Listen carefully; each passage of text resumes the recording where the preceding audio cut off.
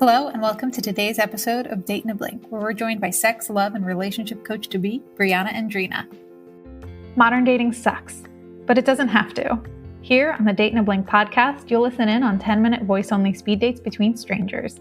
The experience is designed to move people beyond mindless swiping and marathon messaging. Our position on online dating?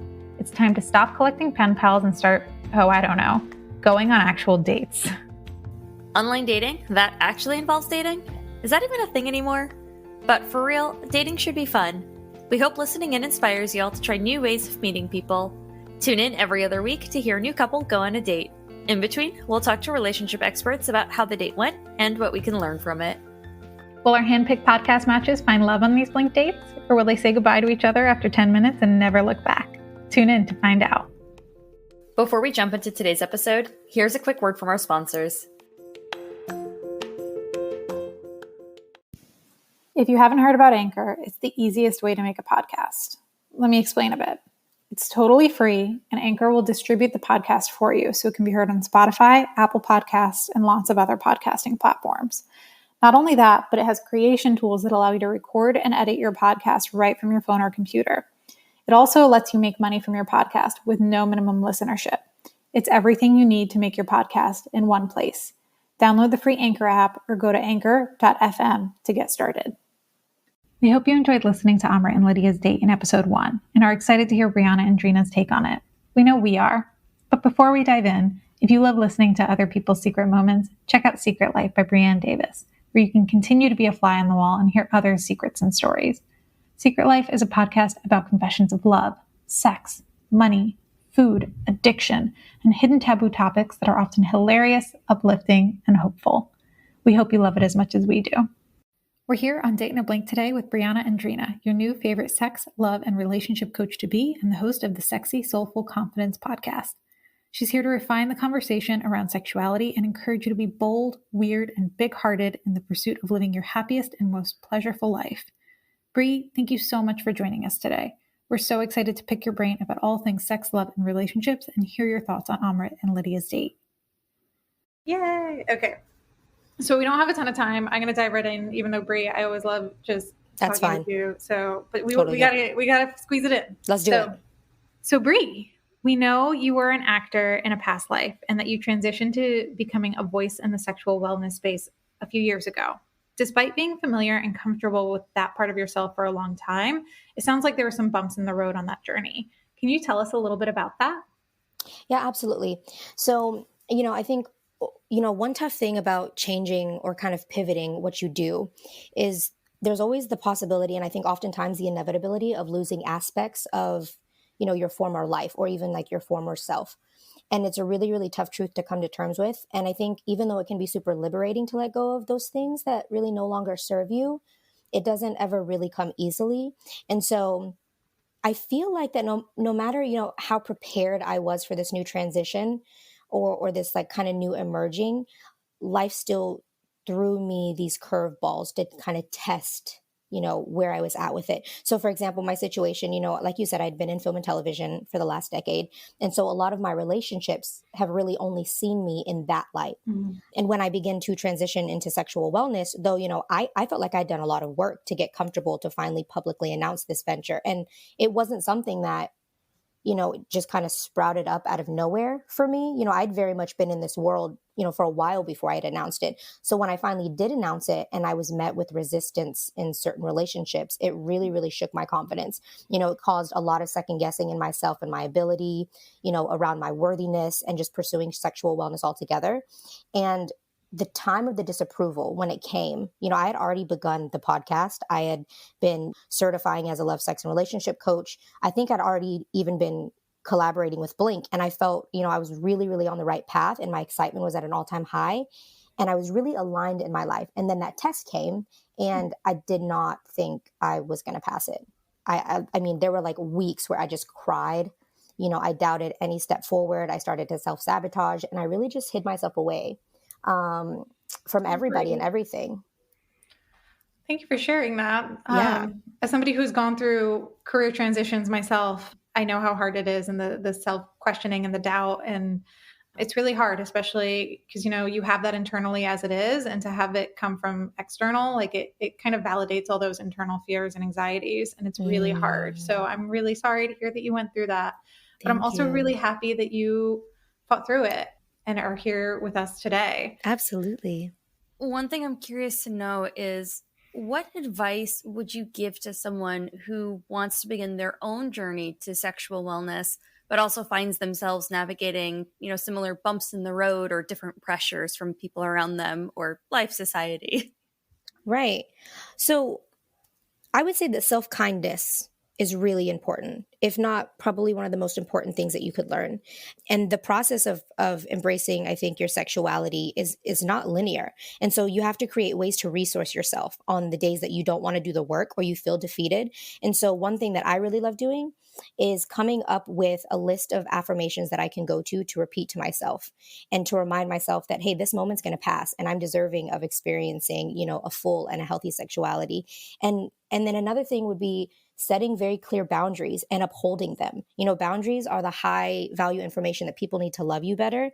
And if you can uphold the boundaries that you've set, it builds confidence and acceptance within yourself. And it shows other people like, hey, this is how you treat me. This is how you love me. And so like if somebody's coming to you with something and you don't have the energy for it, you can also even just say like, hey, I so appreciate your concern about this. And for now, I'd rather not discuss it with you. Or, hey, thank you for asking about that. But, I'd like to keep those details to myself.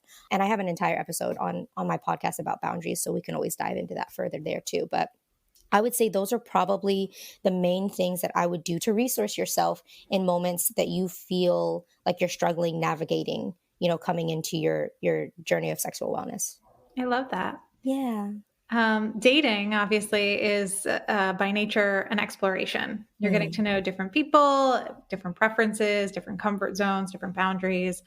What pointers do you have for people who are navigating sex in the dating world? So I would say that sex and dating are pretty synonymous when it comes to exploration. And I say that you can't fail at either, like despite what maybe you have been taught. Right. Yeah. So both are lessons. Okay. And they're processes of finding out what actually works for you. And so navigating sex during the dating process can be tricky, but only because people really get in their heads, right? We put so much pressure on ourselves alone. And with anything in relationships, communication is paramount, right? We have to allow all of that chatter in our brains to come out of our mouths in a constructive way to come to some sort of agreement. And sex is really no different. And so I feel like there's this fallacy in this like time of romanticism that like our intuition should lead our lives when it comes to relationships. And that's extremely detrimental because people are not mind readers. Communication is the best lubrication. And that's from Emily Morse. So thank you. Thank you, Emily Morse. And I feel like we communicate with our bodies as much. So I would tell people, if you're navigating sex navigating sex during relationships and you're somebody who wants to actually have sex while you're dating, then first and foremost, ask yourself if you actually want to have sex. Sex is consensual, period. So do you want to do it? And do they want to do it? Your body language definitely matters. If you want to show somebody that you're interested in them, and maybe you're not comfortable being like verbally forward, you can touch them in more sensual ways. There's like the little hand on the thigh or the small of the back, obviously consensually. You can show your neck. That's a clear sign of attraction. You can lean in, you can play with your lips, you can look at theirs, your posture, lots of eye contact and smirking. These are all like really, really great ways to gauge sexual attraction. Topics of conversation, people who are interested in sex will bring up something that elicits arousal. You can always bring up this podcast episode if you're listening to this and you want to know, hey, how do I start a conversation about something like this? I'm interested in it. Bring up this podcast episode and see where the conversation goes. And I would also say, be okay if you are so forward as to be like, hey, are you interested in having sex tonight? Or I'm really enjoying this time together. I'm totally interested in having sex with you tonight. If they say no, that's okay. Be prepared for the no. Keep it casual, keep it fun. And also a big, big thing that I guess, I'd like to end this question off with is come prepared as far as protection or contraception goes, and be okay to talk about, or if you are somebody who lives with an STD, express that and be open about that, because they actually are more common than you think. 1 in 5 sexually active adults in America have an STD. And so I feel like anyone who shames you for it or isn't mature enough to actually hold a conversation with you about it, they're just not a safe space to experience sex with anyways. So that's kind of what I would say. I think that's such a great point, because I think there's so much stigma around sexual wellness and sexual health anyway. And then when you layer in STDs, so many things are so taboo for people to talk about and to discuss. Yeah, so I think that's a really great point that you bring that up, and also to help destigmatize, what it means to navigate through the world when you do have something like that. Mm-hmm. In one of your podcast episodes, you talk about the 6 ways to embrace your sexuality. And one of those is to dip your toes into a bunch of different things to figure out whether or not you like it. What advice would you have for someone who does want to dip their toes into something new, but they're worried about it going too far, or they're worried that they might realize, too late, whatever that might mean, that they're not actually enjoying this new experience that they're trying? Yeah. So I really, really love this question. And my advice would be to recognize that consent should be present. And I typically don't like the thought attachment of shoulds, but it really should be present before, during, and after. So at any point with trying anything new, remember that you can say no. I am no longer willing to participate in this. I'd really like to stop. I don't feel comfortable. I actually don't feel good about this anymore. Whatever it is that you're feeling, it is valid, and you don't have to continue on. And if you're somebody who, has ever been told this, or who is being told this, is to recognize that it's not a shot to your ego or your ability to please, or even, someone just trying to play with your emotions or anything like that. It's another human being expressing what they're experiencing. And so it's very important to be receptive and to listen to that. Mm-hmm. And I also just want to say that, I truly am a firm believer that exploration is beautiful, and you can uncover a lot about yourself when you give yourself the opportunity to follow your pleasure. And if at any point that, that exploration isn't pleasurable, then you don't have to continue on. And if those feelings of shame or of guilt pop up, you can recognize them as information and give yourself compassion. And if you can, in the moment, relay that to the person that you're being intimate with, because that's also really important. One thing that I think that sometimes people take sex so seriously. And if you're trying to have a new exploration, your mileage may vary. I guess it depends on how seriously you want to engage with it, or how serious of a person you are. But I can often find that sometimes if you want to experience something new, or you want to try something new, if you're in a trusted space with a trusted partner, or someone that you feel comfortable enough with to try this new thing with, one thing that I think is super sexy is humor in the bedroom. So if you're trying something and you're like, oh, I actually don't like that, there's a way to have it be very funny, as opposed to being very, I think, serious and unpleasant.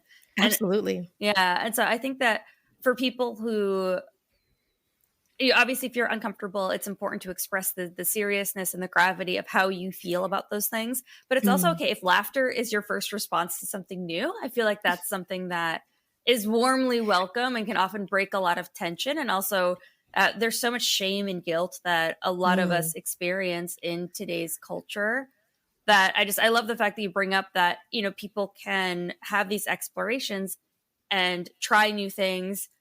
And also, it's a fun layer. Like, see if humor is something, try it out for size. That's also something to explore with, and to see if you're during that experimental phase, how can you laugh about things? So. Right. Right, absolutely. I have a small story that my former roommate will kill me if she hears me. I won't reference her name, so this way she won't be upset. But I remember her telling me we were in college that she was having sex with her boyfriend, and one of them farted. And that's fantastic.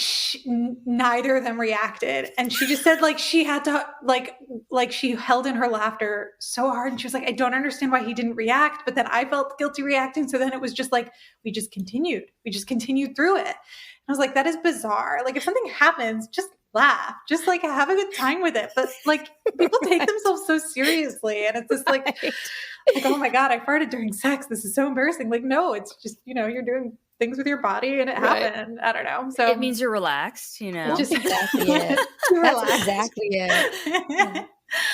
But anyways, okay, another question for you. Okay. So just like dating, sex can be a two-player game, although not always. It's a conversation. And like you've mentioned in your podcast, people still shy away from talking about sex and, having a good time with it, as we've talked about. What are some tips that you have for approaching a conversation about sex, sexual preferences, boundaries, and other intimate topics? I know we talked about this a little bit, but just to kind of like really hone in on this. In terms of approaching the conversation about any of these topics, it's really just being open and curious, honestly, to different perspectives. Most people, like you said, a part of like the sex majority is what I call them. Most people are, but not many people actually talk about it or feel safe enough to talk about it openly. So if you can be one of those people who actually chooses to be able to have a conversation and who's open to actually listening to people's desires or experiences or concerns or whatever they may be, I feel like, you'd be surprised how much you could actually learn about others and learn about yourself. And it's a super sexy thing. And how much more interesting you will actually be to the person or the people that you're talking to. So I would say that, if honestly, like, that's probably the main thing, is just being open to the conversations. Don't shut people down, just hear them out. I love that. I've had friends who've told me about how they've learned so much about their own sexuality by other people sharing theirs with them. And I think that's a really beautiful thing, because we do shy away from exploring it ourselves, but exploring it with someone else can be a really beautiful way to learn about yourself. Absolutely. I also think TikTok has helped have a bit of a renaissance for people. And I think a lot of people came out realizing that they were not what they thought they were going into it. This is right. One of our daters said it very well. This is who I am when I'm not feeling pressured by society. Oh, right. That's so good. And isn't it so true? Yeah. It hit me. I was like, yeah, I love that. That's such a great way to put it. Absolutely. Yeah. In another one of your podcast episodes, you use the term sexual sovereignty, and I love that. Can you explain what that is for our listeners? Absolutely. So when I mention sexual sovereignty, basically what I am saying is that you have complete dominion over yourself as a sexual being. It's about owning your sexual pleasure, your desires, your curiosities, your exploration. And it's knowing that your sexual essence is a superpower. Society might tell you otherwise, but it is actually essential to your creative, professional, spiritual, and economical potential.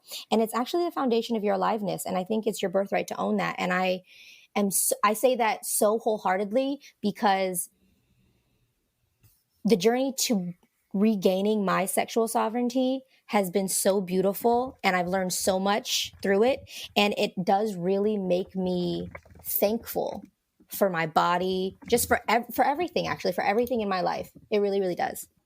Everyone's on their own unique journey, right? On, the path to sexual sovereignty. But if you had to choose one piece of advice to give to someone who's looking to achieve that, what would it be? To work with me. No. But honestly, for now, I would say, the game changer is to become curious about your sexuality.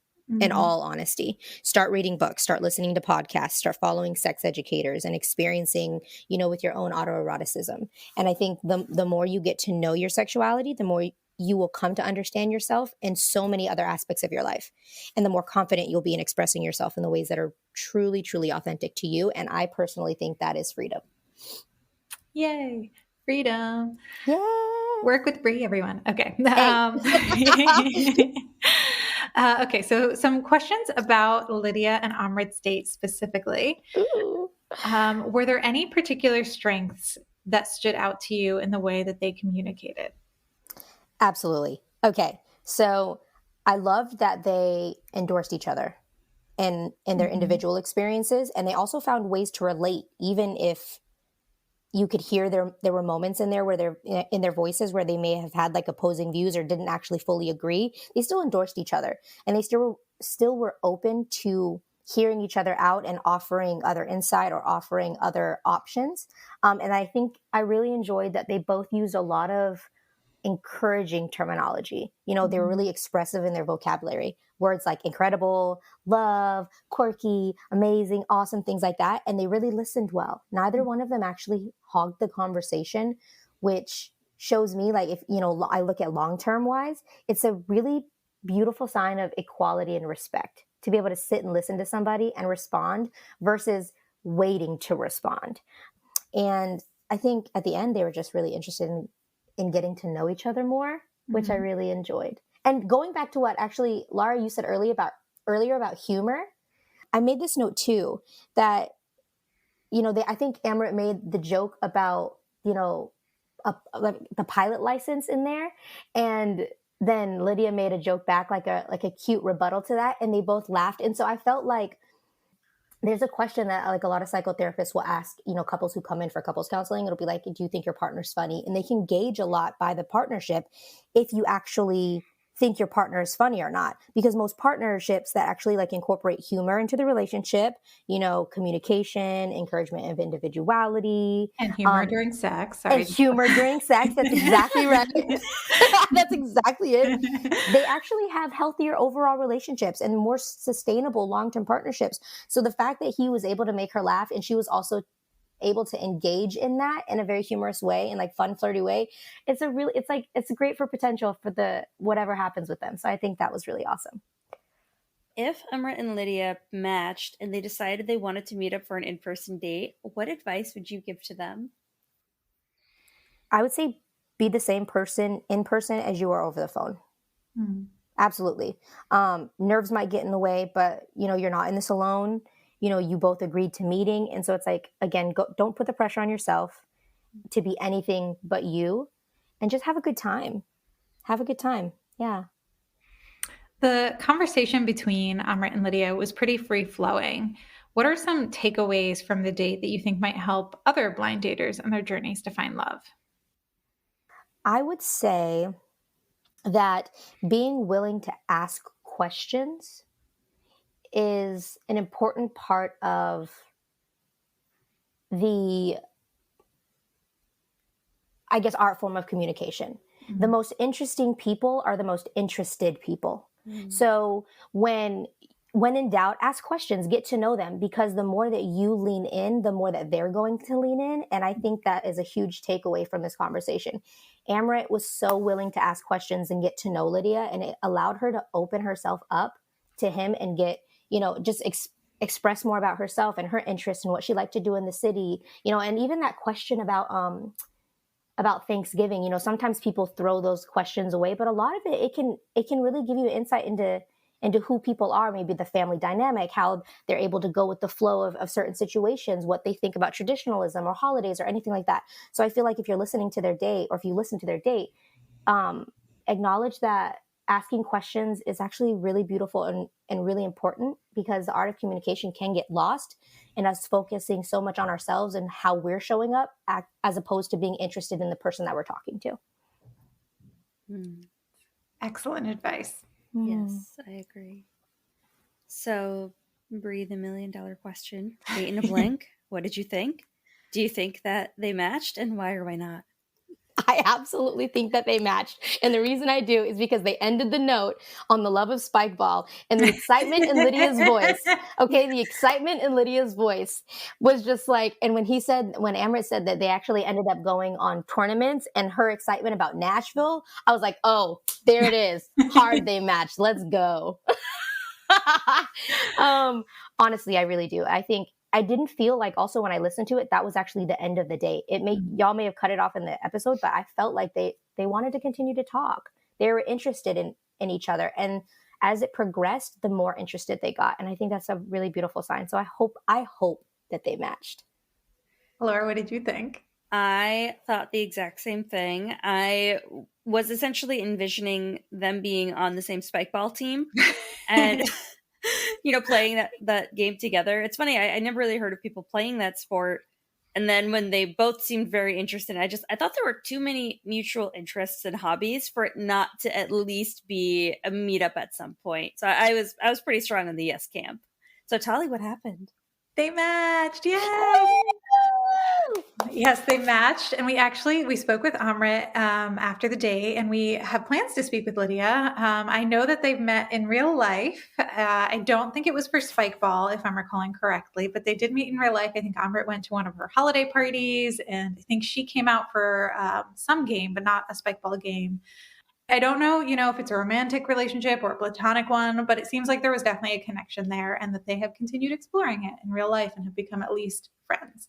So we are super excited to have made that connection. And we hope that one day they will be on the same Spike Ball team, if that's what they want. Okay. So Bri, as we wrap up, a question we like to ask all of our experts, do you have any words of wisdom or advice for our audience?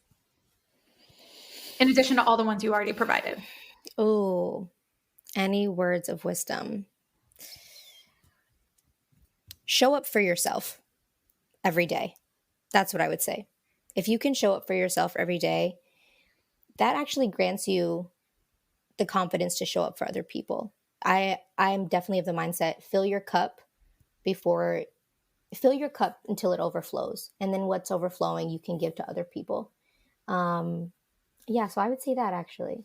It shows in every aspect of your life, whether it's dating, whether it's professional, whether it's, familial relationships. When you feel good about yourself, that emits a positive and loving energy around you. And that will draw in the people that are gonna, benefit your life as well. So I feel like it's a circle of just love going and going. So that's what I would say. It's beautiful. Yeah. And as our final question, How can our audience get it connected with you? So you can find me on and come, follow and interact with me on Instagram at Brianna Endrina.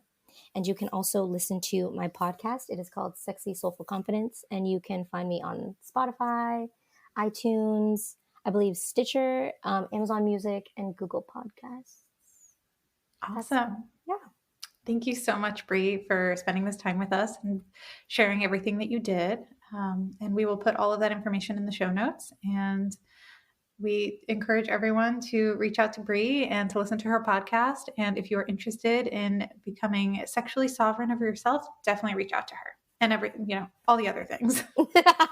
Yes. Not just that, but everything. That's all we've got for you today. Shoot us a message on Instagram, Twitter, or Facebook at TheBlinkDate or at Date in a Blink to let us know what you think. If you want to try voice-first speed dating from the comfort of your home, download the Blink Date app today. You can also sign up to participate in Date in a Blink by visiting our website at www.theblinkdate.com. In the meantime, thanks for joining us for this episode. We hope you enjoyed listening and look forward to talking with you again next time.